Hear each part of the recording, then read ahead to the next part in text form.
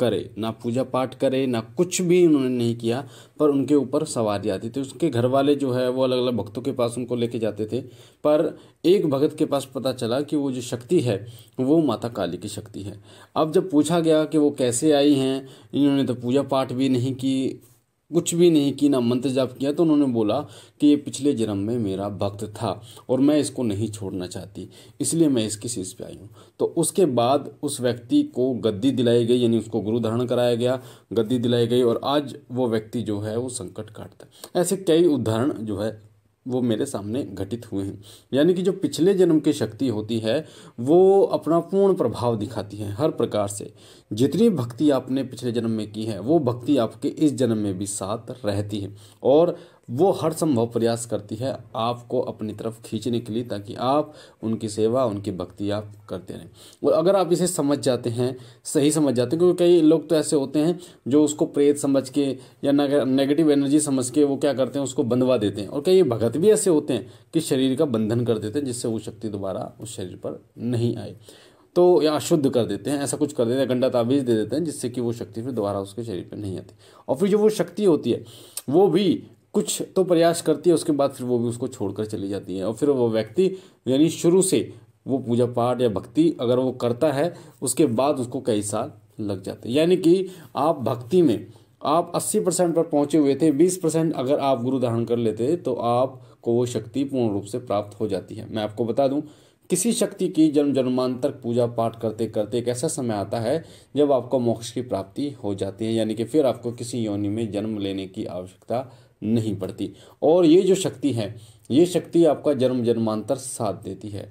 एक जो भक्त है वो जिस देवी या देवता का भक्त होता है वो अगले जन्म में भी उसी देवी देवता के तरफ जाता है। कई लोग ऐसे होते हैं जो पहले बालाजी की पूजा करते थे, उसके बाद उन्होंने छोड़ी माता काली की पूजा शुरू करी, उसके बाद उन्होंने छोड़ी फिर शिव जी की पूजा शुरू करी, उन्होंने वो छोड़ी फिर अलग अलग, फिर उसके बाद माँ दुर्गा की पूजा शुरू करी, फिर उनका बेड़ा पार हो गया। तो ये सब जो होता है आपके जीवन में, जो चीज़ें घटित होती हैं, ये उन्हीं देवी देवताओं के अनुसार होती हैं। कुछ ऐसे फैसले जो आप लेते हैं किसी मंदिर में जाकर या किसी के कहने पर अंत में धीरे धीरे आप पहुँच वहीं जाते हैं जहाँ वो देवी देवता आपको पहुँचाना चाहते हैं। तो आज मैं आपको बताने जा रहा हूँ उन 7 संकेतों के बारे में जो संकेत बताते हैं कि कोई ना कोई पिछले जन्म की शक्ति आपके साथ जरूर है, जो आपकी मदद कर रही है, जो आपको अपनी तरफ खींचने की कोशिश कर रही है। क्योंकि वो जो शक्ति होती है ना, वो उसी के मंदिर के पास आप पहुंच जाते हैं, उन्हीं के फोटो, उनकी जो किताबें होती हैं उनके पास आप पहुंच जाते हैं, या फिर उनसे जुड़े भक्तों के पास आप पहुंच जाते हैं। ये सभी लक्षण जो हैं ये होते उन्हीं की सेवा के, कि वो आपको अपनी तरफ आकर्षित कर रही हैं। तो 7 लक्षणों के माध्यम से आपको मैं बताने जा रहा हूँ कि आपके ऊपर कोई पिछले जन्म की शक्ति है या फिर नहीं है। तो वीडियो को पूरा सुनिएगा, और साथ ही शिव कृपा परिवार के चैनल को सब्सक्राइब जरूर करना। वीडियो के नीचे जो लाल कलर का बटन, साथ ही आपके सीधे हाथ पे जो बेल आइकन है उसे दबा के आल पर क्लिक कीजिए, ताकि जो जानकारी हम डाले पूजा पाठ से जुड़ी वो सबसे पहले आपको मिले। सबसे पहला संकेत होता है, जिन व्यक्तियों के ऊपर पिछले जन्म की कोई ना कोई शक्ति का प्रभाव होता है, वो व्यक्ति कोई भी गलत कार्य नहीं करते। कोई भी गलत कार्य वो बिल्कुल भी करना पसंद नहीं करते, ना वो झूठ बोलना पसंद करते हैं, और ना ही वो कोई ऐसा गलत कार्य करने पसंद करते हैं जो आज के समय में आपने देखा होगा, जो आज के समय में लड़के लड़कियां कर रहे हैं, या फिर ऐसे लोग हैं जो चोरी चकारी का काम है या उल्टे सीधे काम, वो बिल्कुल भी ऐसे कार्य बिल्कुल नहीं करते, ना ही वो ऐसे लोगों के साथ रहना पसंद करते हैं। अगर उनके पास 2 रोटी है तो वो 2 रोटी में ही गुजारा करना पसंद करते हैं, पर वो हराम की जो पैसा होता है, कमाई होता है, वो बिल्कुल नहीं खाते। गलत काम से जो पैसा मिलता है उससे बिल्कुल भी वो खुश नहीं होते, गलत चीज़ों से बिल्कुल खुश नहीं।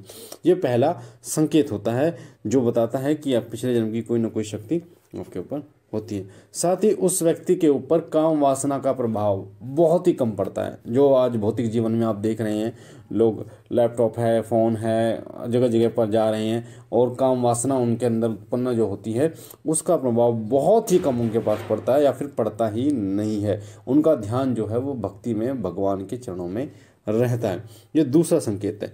तीसरा संकेत होता है कि वो व्यक्ति धार्मिक चीज़ें पढ़ना, देखना, सुनना पसंद करता है। धार्मिक किताबें, धार्मिक सीरियल, धार्मिक फिल्में या फिर धार्मिक लोगों के साथ रहना पसंद करता है, मंदिर जाना पसंद करता है, यानी भगवान से जुड़ी जो चीज़ें हैं, जैसे ड्राइंग बनाना है तो भगवान की बनाना वो पसंद करते हैं, भजन सुनना वो पसंद करते हैं, पढ़ना गीता या फिर भगवत गीता का पढ़ना पसंद करते हैं, शिव महापुराण आप या अन्य जो किताबें होती हैं, जो धार्मिक किताबें होती हैं, उनको पढ़ना वो पसंद करते हैं। साथ ही तीसरा जो संकेत होता है वो पूजा पाठ में कभी दिखावा नहीं करते। अगर वो पूजा पाठ करते तो कभी दिखावा नहीं करते। दिखावा का मतलब होता है कि कोई व्यक्ति आ रहा है तो पूरी 1-1 घंटे की पूजा कर रहा है, या वो व्यक्ति जो है वो बड़ा सा तिलक लगा के और भगवा कपड़े धार के लोगों के सामने राम नाम ले रहा है, लोगों को राम नाम का वो दे रहा है, तो वो ऐसा नहीं करता। वो व्यक्ति दिखावा बिल्कुल नहीं करता और सिंपल रहने की कोशिश करता है, बिल्कुल सिंपल रहने की कोशिश करता है, साधारण व्यक्ति रहने की कोशिश करता है। कोई बहुत बड़ा अगर उसके पास शक्ति भी होती है, कुछ चीज़ें ऐसे आपको उसको अनुभव भी होती है, तो वो बताता नहीं किसी व्यक्ति को। अगला संकेत होता है कि वो व्यक्ति ज्ञान, धर्म, पुण्य, अच्छाई की बात करता है, धर्म से जुड़ी हुई बातें वो करता है। वो ऐसी बातें करता है जो महात्मा लोग करते हैं, ऋषि मुनि जो जिस प्रकार से बातें करते थे, बिना उसे कुछ पढ़ाए, बिना उसे कुछ बताए, वो इस प्रकार की बातें अपने उसके जहन से, उसके मन से अपने आप ही निकलनी शुरू हो जाती हैं। तो वो जिनको भी बात करता है वो ज्ञान से जुड़ी बातें करता है। जैसे आज के समय में आपने देखे होंगे लोग जो है वो नेताओं की बात करते हैं, टीवी सीरियल की बात करते हैं और एक दूसरे की बुराई की बात करते हैं। वो व्यक्ति सदैव धर्म से जुड़ी बातें, ज्ञान से जुड़ी बातें, पुण्य से जुड़ी बातें, अच्छी अच्छी जो बातें होती हैं उनसे इस प्रकार की बातें वो करने लगता है। अगला संकेत होता है वो व्यक्ति अकेला रहना पसंद करता है। वो व्यक्ति अकेला रहना पसंद करता है। वो उसके ज़्यादा दोस्त नहीं होते कि उसके बहुत ज़्यादा दोस्त होते हैं, और साथ ही वो अकेले में मंथन करता है, यानी अपने मन से ये पूछता है मैं कौन हूँ, कैसे मैंने क्या जन्म लिया, आगे क्या करना है, इस प्रकार का मंथन उसके जीवन में चलता रहता है। अगला जो संकेत होता है वो होता है कि भौतिक चीज़ों में उसे खास रुचि नहीं रहती। भौतिक चीज़ें जो भी होती हैं उनमें वो जिस ज़्यादा खास रुचि नहीं रखता, वो आध्यात्मिक चीज़ों में रुचि रखता है। अध्यात्म से जुड़ी जो चीज़ें हैं वो उनमें रुचि करता है। जैसे उदाहरण के लिए मैं आपको बता दूं, कोई ऐसा व्यक्ति है जो पिछले जन्म की बातें याद है, जिसको ऐसी बातों में उसकी रुचि रहती है। उसकी रुचि रहती है देवताओं के बारे में सुनने की, कि कौन सा अवतार कैसे हुआ, इस प्रकार की जो बातें हैं उनमें वो रुचि रखता है। भौतिक चीज़ों में रुचि नहीं रखता। वो अकेला रहना पसंद करता है। साथ ही वो व्यक्ति दुनिया के लोगों से अलग रहता है, अलग रहना पसंद करता है, क्योंकि उसको चकाचौंध ये जो ज़िंदगी है, ये दुनिया है, ये बिल्कुल पसंद नहीं होती। उसको ये पता होता है, उसको ये विश्वास होता है कि इस धरती लोक से भी, यानी भौतिक जीवन से भी एक ऊपर आध्यात्मिक जीवन है, और उसको बेहतर बनाने के लिए ही प्रयास करना चाहिए, दान पुण्य करना चाहिए, धर्म से जुड़ी चीज़ें करनी चाहिए। तो वो इन चीज़ों में ज़्यादा विश्वास करता है, ना कि भौतिक चीज़ों में। तो जो इस व्यक्ति के ऊपर पिछले जन्म की कोई दैवीय शक्ति या कृपा होती है, उसके साथ ये सारी चीज़ें होनी शुरू हो जाती हैं। वो शांति प्रिय रहना पसंद करता है, किसी जंगल, पहाड़ या पार्क में रहना पसंद करता है, पर वो अकेला रहना अधिकतर पसंद करता है।